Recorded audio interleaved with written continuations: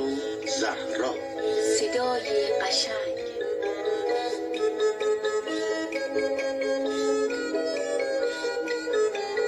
دختری کوچک رنگ آبی حس اون زهره مرز شادابی. دختری کوچک رنگ آبی حس اون زهره مرز شادابی.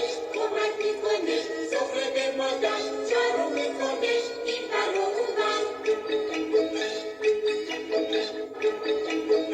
تو باغچه داره یه گل قشنگ، هم قشنگ و ناز هم خیلی خوشرنگ. تو باغچه داره یه گل قشنگ، هم قشنگ و ناز هم خیلی خوشرنگ. مثل اون زهرا چه مهربونه، زهرا کوچولوش همسایه‌شونه. مثل اون زهرا چه مهربونه، زهرا کوچولوش همسایه‌شونه. بچه‌ها امروز تو قصه ما چیکار میکنن زهره و زهرا؟ بچه‌ها امروز تو قصه ما چیکار میکنن زهره و زهرا؟